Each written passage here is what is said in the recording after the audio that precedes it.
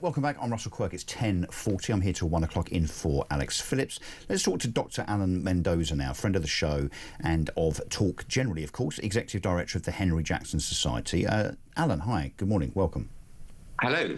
Hello. Let's talk about this story that has broken as a consequence, it seems, of a Freedom of Information request regarding... Yeah, I'm just moving it back. Yeah, just regarding the Palestine Solidarity Campaign, PSC, who apparently, as Israelis were being taken hostage and being slaughtered on October the 7th, they literally, at that time, were lobbying the police, talking about wanting to have an anti-Israeli protest a few days later, not wasting any time.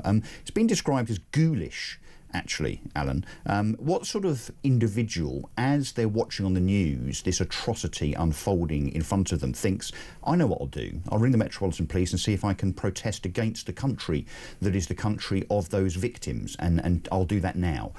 What sort of ghouls are these people? Well, I think your viewers are sensible enough to realise that what is going on here is people who just hate Israel. That's the only purpose of what they're doing. Fancy coming into a discussion when you're starting to see people being murdered and then suggest that you should protest against that country of the people who are being murdered, the civilians who are being killed by terrorists. Yeah. I think, you know, your listeners, your viewers are going to know exactly what sort of people they are. And what they're really about. And it isn't to do anything with Palestinians and more to do with hatred and trying to destroy Israel in that sort of way. And I think, you know, their actions speak louder than any words they could ever say to the contrary. Well, I mean, it's hideous. It's more than sinister. Let me read you some of this story. So at 12:50 p.m. On the day of the 2023 terror attack, that's October the 7th, while it was still ongoing, I mean, literally, you know, those hideous Hamas terrorists parachuting out of the sky, murdering people at a music festival, taking hostages, as that was still happening, the Palestine Solidarity Campaign notified the Metropolitan Police that they intended to hold a protest. A PSC organiser told the police over the phone at that time, again, while the atrocity was unfolding on our screens, that the group planned to march through London on the following Saturday. That's what a Freedom of Information request has revealed. I mean, this is absolutely hideous, isn't it? I mean, what a horrendous insensitivity. And I guess, look, they didn't realise that this would come out, I suppose, but it does tell us all we need to know, doesn't it? Yeah, I mean, I think the reality is, once again, they have given in words what they meant, what they wanted, what they aspired to, what they intended to do.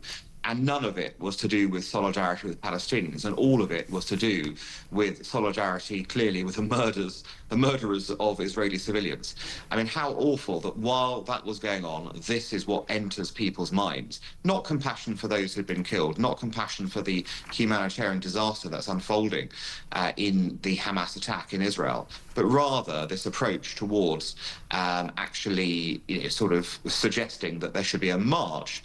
At that point, remember, there'd been nothing but attacks on Israelis in somehow, and linking that to the Palestinian cause. I mean, what an appalling thing to have had happen. Yeah, and Alan, should we remind ourselves that I think that first protest on the following weekend, so October the 14th, was I think the time that we started to see again the ghoulishness, the insensitivity, the outrageous behaviour of some of those protesters, not all, but some of those protesters, whereby, you know, we heard chants, for instance, of from the river to the sea. So again, only a few days after many Israelis had been slaughtered or taken hostage, you've got this mob, and they are a mob, shouting basically for more Israeli slaughter. ISIS flags being unfurled at Trafalgar Square, things being said and shouted and displayed, you know, things like the Star of David with a swastika painted across it. I mean, these are things that we all witnessed on social media, and if not the mainstream media, because of course the mainstream media,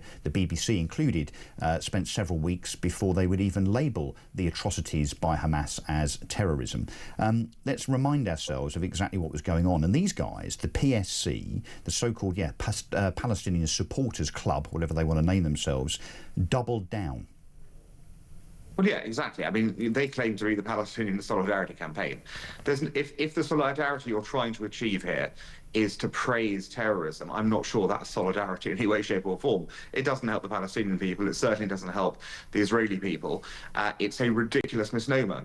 And as you've quite rightly pointed out, the action spoke louder than the words. The very fact that this was a protest that was occurring at the very early stage here, when the Israelis had not responded in the slightest to what had happened, and yet already there were people on the streets, sort of singing hate slogans, trying to make the point that they had always wanted to point, which is that really this is about destroying Israel, not about helping Palestinians.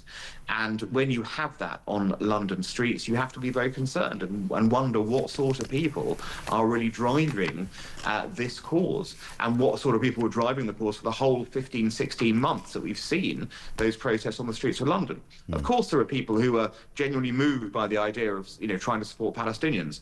We're not talking about these people. We're talking about the people actually organising the rallies, who clearly, from this very early indication, did not have clean motives in what they were trying to do. Well, when you say we should be concerned, I mean, most right-minded people certainly were, but it doesn't seem that the Metropolitan Police were particularly concerned, because they stood idly by allowing this. And if you remember, in subsequent protests, you had pro-Israeli protesters that were then being arrested for unfurling Israeli flags. Yet Palestinian flags, and worse, were clearly visibly on display without the Metropolitan Police doing anything about it at all. It was the beginning of this whole conversation that we've had many, many times on this show since then, of the whole two-tier policing thing, which has, of course, escalated more and more and more over the last few months.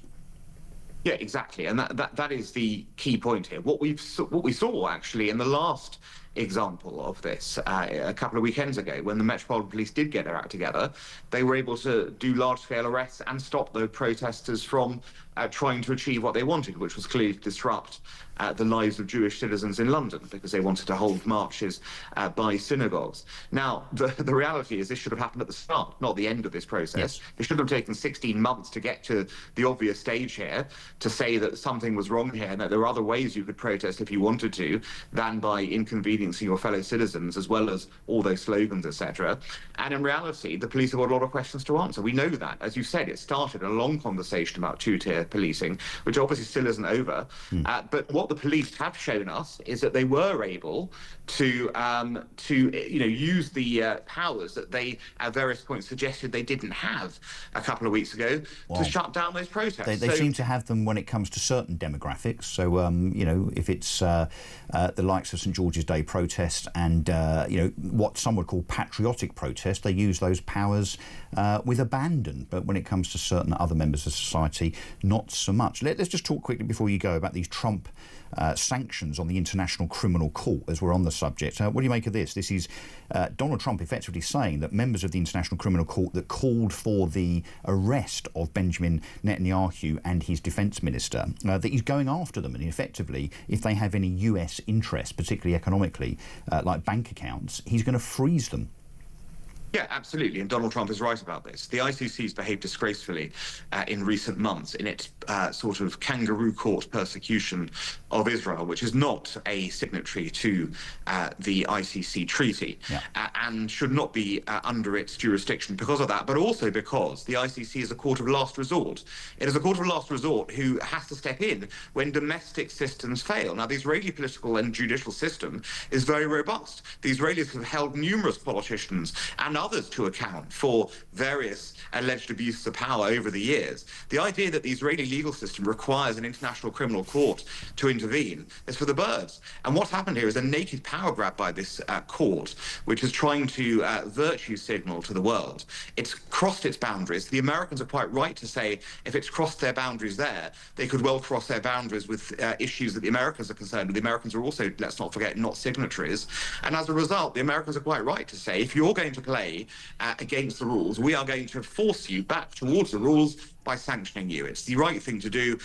Whether the court listens is another matter, but in reality, this is what needed to happen some time ago. And now, only now, do we see a US president come forward ready to exert the full arsenal of America's ability to force justice to be done properly. And hopefully this will have the required effect. Yes, and a president with the guts to do it. Dr. Mendoza, as ever, thank you very much indeed, Executive Director of the Henry Jackson Society. We're going to take a break, then we're going to